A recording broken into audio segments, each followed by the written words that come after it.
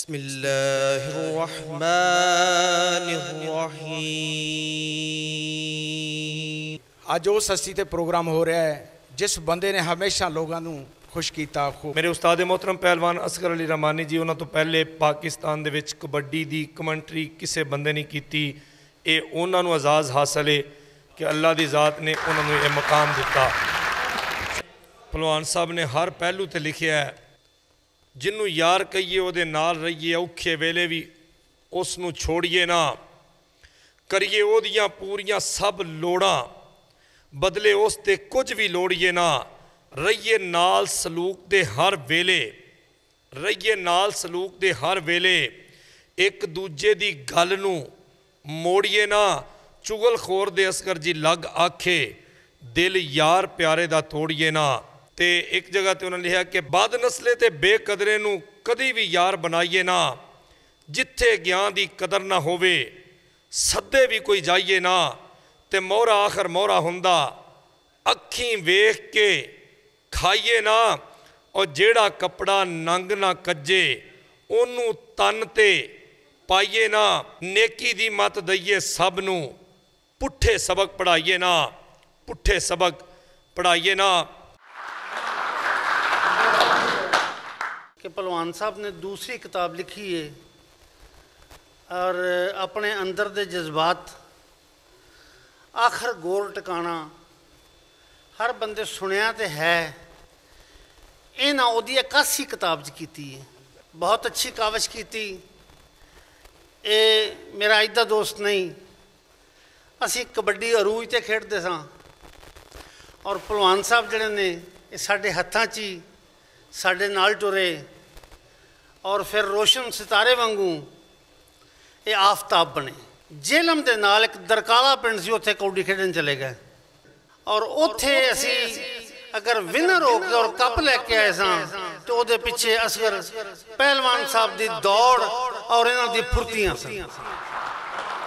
शाबाश असगर तेरे पहलवान, नवा कड्डे आई अदबी खजाना, नवा कड्डे आई अदबी खजाना, जिथे दसे आई इंसाना, इंसाना तेरा आखिर गोर ठिकाना, तेरा आखिर गोर ठिकाना।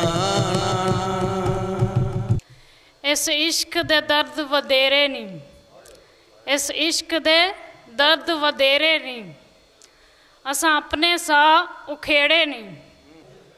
अगर असगर पहलवान साहब का जो भी जिक्र होंदा जी, अगर मुहब्बत प्यार वज़ादारी उन्स दनाई अकलमंदी बुजुर्गी और जनाब जो भी चाहता और मुहब्बत की गल होंदी जनाब, और इन्हों सारे मजमूई तौर पर इकट्ठा कर दिता जो असगर पहलवान साहब की सानू शक्ल दे विच माशाअल्लाह एडा अनमोल हीरा। ਜਿਹੜੇ लोग माँ बोली की तरवीज लई इनू फैलाण लई इनू इहदा गुमशुदा मकान या गुमशुदा रुतबा दिलाण लई कोशिश करते पे ने, उन्हां दे विच असगर रहमानी साहब का जिहड़ा नाम है वो मोटे हरूफ नाल लिखिया जाएगा तारीख है। असगर पहलवान पंजाबी ज़ुबान का उच्चा ते सुच्चा शायर है।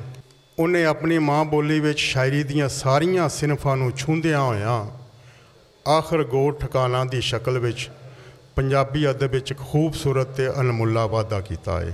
मैं तो जेरे शेर ते गौर करना जरा मैं टाइम थोड़ा जा मिलिया है, मैं अज पशीन कोई करना, जिंदगी रवे तुहाडी साडी, अल्लाह खैर करे, असगर भी मर जाना असां भी मर जाना। एक दिन इस किताब ते थीसिस लिखे जाणगे जिहड़े पढ़े लिखे बंदे समझते ने, इतनी गहरियां गल्लां इस बंदे ने कीतियां ने। किताब दा कोई वर्क खोल के वेख लवो, तुहानू मुहब्बत दे मोती जिहड़ी असगर पहलवान साहब की मुहब्बत दे नाल भरे हुए चमकदे वाजे तौर पर नज़र आएंगे। जेड़ा चोर ते डाकू नूं फड़दा नहीं, मैनू दसो ते सही थानेदार कादा है। पुराने जमाने नूं जांदियां रावां, मैं माजी परस्तां, मैं किस तरह भुलावां। मैं गबरू पुत पंजाब दा, मेरी इज्जत मेरी पग, मैनू गैरतमंदा पालिया ये जाने सारा जग।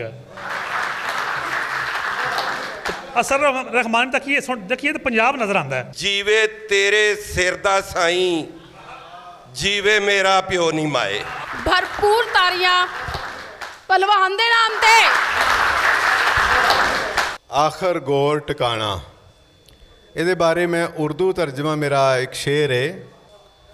थोड़ी देर को धूल उड़ाकर बिल आखिर मट्टी को औकात में आना पड़ता है। अपने वीर असगर पहलवान रहमानी साहब नूं इस किताब की इशात ते मुबारकबाद पेश करांगी। लू लू मेरा मेरे अरबा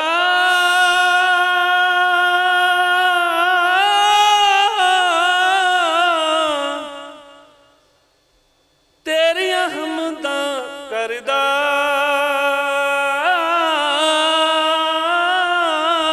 ਅੱਖਾਂ ਵਿੱਚ ਨਾ ਜਜ਼ਬੇ ਫੜਕਣ, ਬਾਤਾਂ ਵਿੱਚ ਰਸ ਨਾ ਆਵੇ, ਉਹਨੂੰ ਸੋਨਾ ਕਦੀ ਨਾ ਆਖੋ ਜਿਸ ਨੂੰ ਮਿਲ ਕੇ ਚਸ ਨਾ ਆਵੇ।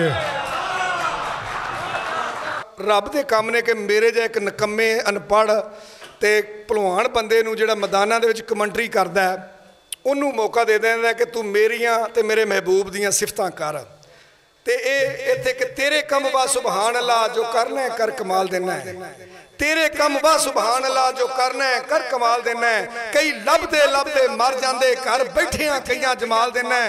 खाली कई की गोद नूं कर देवें, कई होण यतीम ते पाल देना है। असगर मंगदे कई जलील हो के बिना मंगिया कई नूं माल देना है। तेरे कम ने मेरे मौला, तू जिन्नू चाहे इज्जत देवे, जिन्नू चाहे जिल्लत देवे।